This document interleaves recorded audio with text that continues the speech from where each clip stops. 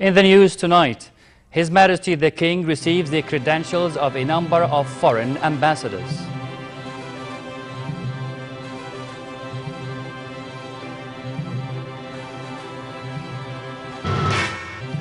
In a meeting with New Zealand's Foreign Minister, the King calls for resumption of the Middle East peace process and finding a political solution to the Syrian crisis. And the Prime Minister-designate holds more talks in Parliament in his attempt to put together a ministerial team.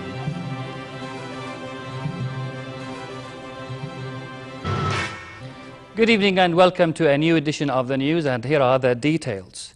His Majesty the King received the credentials of 6 newly appointed ambassadors to the kingdom in a ceremony at the Royal Palace.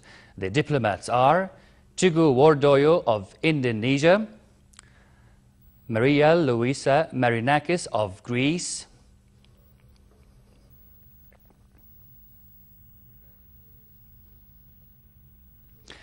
Caroline Duma of France, Patrizio Fondi of Italy, Kabalan Bahij Abisab of Ecuador, and Kari Kahilutu of Finland. The ceremony was attended by the Royal Court Chief Faiz Al-Tarawni and Foreign Minister Nasser Judeh. Arriving for the ceremony at Basman Palace, King Abdullah was greeted by a guard of honor as a brass band played the national anthem.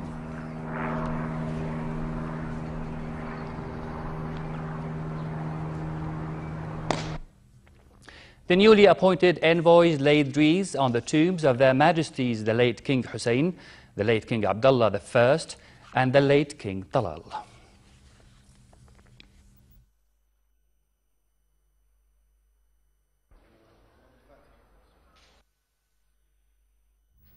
His Majesty the King discussed with visiting New Zealand Foreign Minister Murray Macaulay bilateral ties and developments in the Middle East.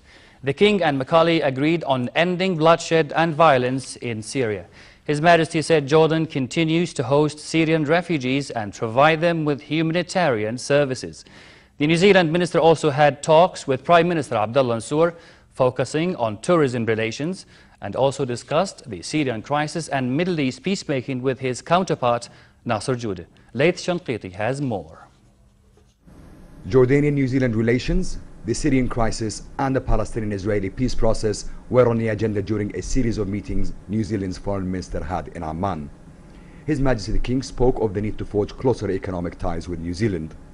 King Abdullah called for support of peace efforts between the Palestinians and Israel to achieve a comprehensive settlement based on the two-state solution and leading to an independent Palestinian state. Boosting cooperation between Jordan and New Zealand, mainly the tourism sector, was the center of talks Macaulay had with the Prime Minister Abdullah Mansour. Mansour is holding consultations with Parliament after being designated by the King to form the next government, briefed the minister on Jordan's reforms. Mansour said the kingdom is keen to benefit from New Zealand's experience to develop its democratic process.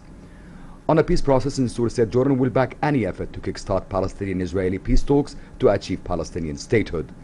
He spoke about the humanitarian impact of the Syrian crisis, noting that Jordan is hosting around 500,000 Syrian refugees and providing them with basic services. Foreign Minister Nasser Judeh and his New Zealand counterpart also agreed on the need for stronger ties and closer coordination on issues of common interest. Judeh said all possible efforts should be stepped up to get Palestinian-Israeli peace talks started to bring about the two-state solution and set up an independent and viable Palestinian state as a higher Jordanian national interest. Judeh said Jordan has backed a peaceful solution to end the bloodshed in Syria. We spoke of Syria and the need to really exert all possible effort to bring in a political solution that guarantees a transition and preserves the territorial integrity of Syria and restores security to that country and ends the bloodshed and stops the violence. We see Jordan not just as a significant stakeholder in this region with the challenges it confronts, but also as a leader in this region in the form of leading solutions to the Palestinian problem and Syria. New Zealand's Governor-General, Sir Jerry Mataparai, will visit Jordan next month, a trip that will further advance ties. Laith Shanqiti for the news at 10. Prince Charles of Wales and Duchess Camilla of Cornwall began an official visit to the kingdom as part of a regional tour that will also take them to Qatar and Oman. Their Majesties King Abdullah and Queen Rania hosted a dinner banquet in honor of the royal couple. Upon their arrival, the royal couple were welcomed by His Royal Highness Prince Ghazi bin Mohammed, His Majesty's Special Envoy and Advisor for Religious and Cultural Affairs. During their three-day visit, Prince Charles and the Duchess of Cornwall will take part in activities designed to promote cooperation in economic, education and environmental areas. Prime Minister-designate Abdullah Mansour met two parliamentary blocs in his bid to put together a new government. He said after meeting the Democratic Gathering and Al-Wifaq blocs that he would not ask anyone to join the cabinet or any minister to stay in his job, but after concluding the consultations. He told the MPs he came without any names in his mind to be on the ministerial team, stressing merit and the ability to carry out the King's reform vision are the criteria in the choice of ministers. He said Jordan is in the grips of real reforms as its leadership is determined to take the kingdom to wider scopes of democracy. Close government-parliament cooperation, he stressed, is the key to the success of the new approach in forming governments. He warned that failure would seriously affect the reform drive and pledging he would not take any decision to undermine the law house's role. Kuwait's Prime Minister Sheikh Jabir Mubarak Al-Hamad Al-Sabah called Prime Minister Abdullah Mansour to wish him success after he was designated to form the next government. During the phone conversation, the two prime ministers agreed to further enhance cooperation between Jordan and Kuwait to achieve the two countries' common interests. A total of 1,452 Syrian refugees, mostly children, women and elderly people, have entered the kingdom over the past 24 hours.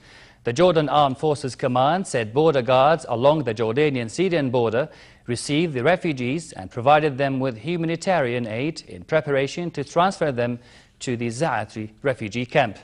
Jordan is now home to about 500,000 Syrian refugees. Al-Qaeda has claimed responsibility for killing 48 Syrian soldiers and state employees in Iraq last week. It said their presence proved a collision between the Iraqi government and the Syrian regime. In Syria, jets bombed the shattered Baba Amr district in the central city of Hims a day after rebels made a surprise push into their former stronghold. Luaib Al-Qar has more on the ongoing conflict and the latest diplomacy. 2 years after the outbreak of the revolt against the regime of President Bashar al-Assad, and the world is no wiser. In the latest diplomacy, Syria's National Coordination Representatives for Democratic Change met Russian Foreign Minister Sergei Lavrov in Moscow in a bid to persuade him to back calls for Assad's resignation. Lavrov reiterated that only the Syrians themselves would define both the fate of their country and politicians without any suggestions from outside. The situation in Syria is not getting any better, though there is more understanding from all sides now that violence should be stopped as soon as possible and the dialogue should begin. Moscow has voiced concern that extremists could gain the upper hand in Syria and denied its propping up Assad. As Moscow remains a staunch backer of Assad, European Union foreign ministers discussed how to handle the crisis with the UN peace envoy Lakhdar Brahimi. The most important thing is to try and support the finding of a political way through. We need to stop this killing, we need to stop the violence that's happening in Syria and to find a way in which the opposition can really move forward on a political solution. The ministers were also expected to discuss how they can further support the Syrian rebels and engage Russia to take on a more constructive role in solving the conflict. I will meet Sergei Lavrov later this week in London to discuss that with the Russians. But in order to push that, in order to promote that, we should also continue to increase our support for the Syrian opposition. In recent weeks, EU members have amended sanctions to allow more so-called non-lethal equipment to push the rebels to control more areas in Syria. The rebels attacked a military convoy in Deir al-Zur in what they called a victory.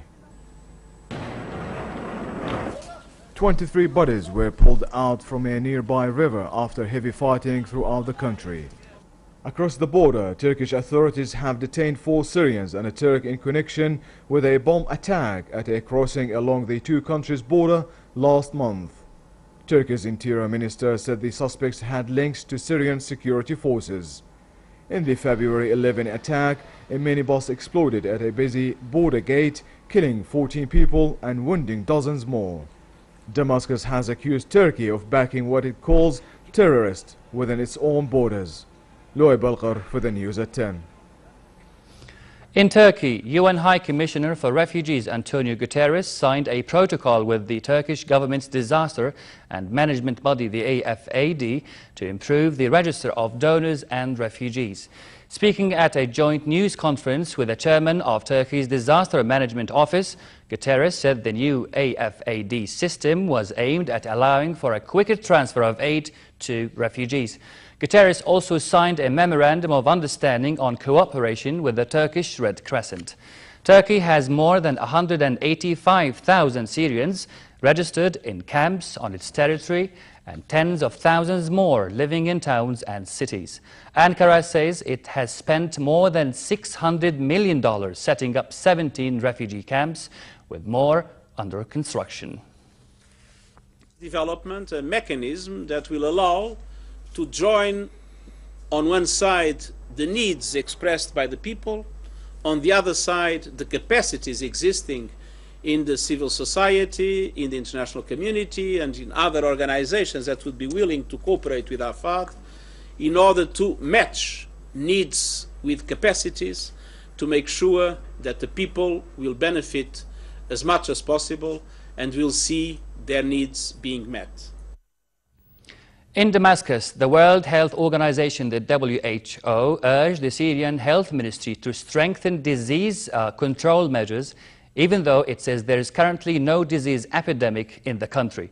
This came during a session organized by the ministry, the WHO and UNICEF to step up a vaccination campaign around the country.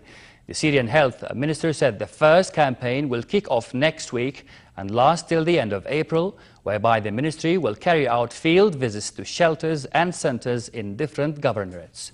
According to the WHO, Syria is suffering from severe shortages of drugs and medicines, as many of the main drug makers in the country have closed down. Facing any epidemic at this stage, but we know that, for example, the water and sanitation conditions in certain areas are not good. So what WHO is continue to do, together with the Ministry of Health, is to strengthen what we are calling the early warning and disease control measures around systems around the country. And we have now 97 sentinel sites where they report on epidemic diseases, and we have had some suspected cases and we have made sure that these are tested. On the 10th anniversary of the US invasion of Iraq, a suicide car bomb went off, killing 3 civilians and wounding over 70 west of Kirkuk. Police and hospital sources said the bomber appeared to have targeted a police station and a school building in the mainly Kurdish-populated Didis district west of Kirkuk. A large number of school pupils were wounded in the attack, which reduced a number of houses to rubble and damaged cars. Kirkuk, a mix of Arabs, Kurds and ethnic Turkmen, has been a flashpoint for potential conflict between Iraqi Arabs and ethnic Kurds. 2 American soldiers were killed in a so-called insider attack in Afghanistan. 3 policemen and 2 Afghan army officers were also killed in the attack. Coalition forces said a man in an Afghan military uniform turned his weapon on US and Afghan forces at a joint base in the east of the country. The attack took place as new US Defense Secretary Chuck Hagel ended his first visit to Kabul, and as a deadline expired for US Special Forces to quit the eastern province of Wardak. Afghan President Hamid Karzai accused US forces and Afghans working for them of overseeing torture and killing in the area. US forces have denied involvement in abuses in Wardak. Hagel sounded hopeful that a deal could be reached on continued American forces deployment, but acknowledged no breakthroughs were made in his talks with Karzai.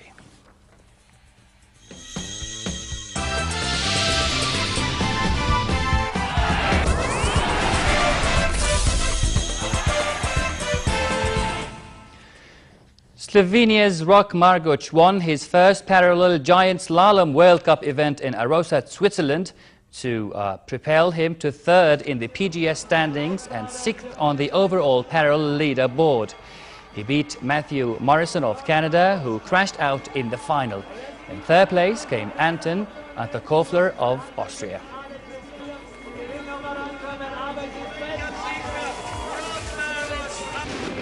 In the women's competition, Hilda Katrin Engeli regained her 2009 gold medal after beating the current overall parallel leader Patricia Kuma of Switzerland in the final. Current PGS leader Caroline Kale of Canada was third. Engeli is now 8th in the PGS rankings and 6th on the overall parallel leaderboard.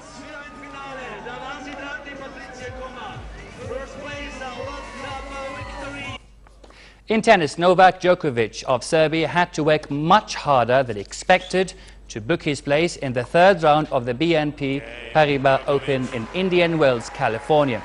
The Australian Open champion lost his bearings in the second set before beating Italy's Fabio Fognini 6-love, 5-7, 6-2. Djokovic, who had stormed through the opening set in just 19 minutes, wrapped up his fourth win in 4 matches against Fognini when the 36th-ranked Italian netted a backhand. Djokovic will next meet Bulgarian Grigor Dimitrov. It's an opening match for me. It's the first time. Finally, or a check of what the weather has in store. It will be a cool night with light winds. A further rise in temperature is forecast for tomorrow, with relatively warm conditions in hilly areas and warm in the rest of the kingdom. Winds will be moderate, picking up in the afternoon and blowing dust in the Badia Desert region. The Gulf of Aqaba should expect a bit cool night and warm day tomorrow, with moderate winds picking up at times and choppy seas. Next are the lows and highs for tonight and tomorrow.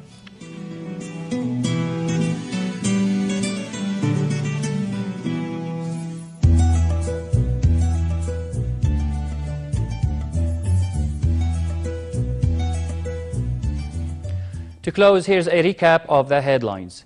His Majesty the King receives the credentials of a number of foreign ambassadors.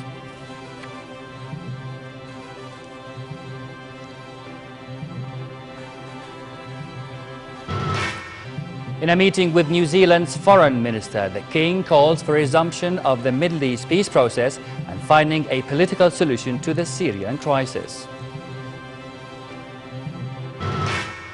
And the Prime Minister-designate holds more talks in Parliament in his attempt to put together a ministerial team. And with that, we come to the end of this edition of the news. I'm Rad Lepouche. Thank you for watching and have a good night.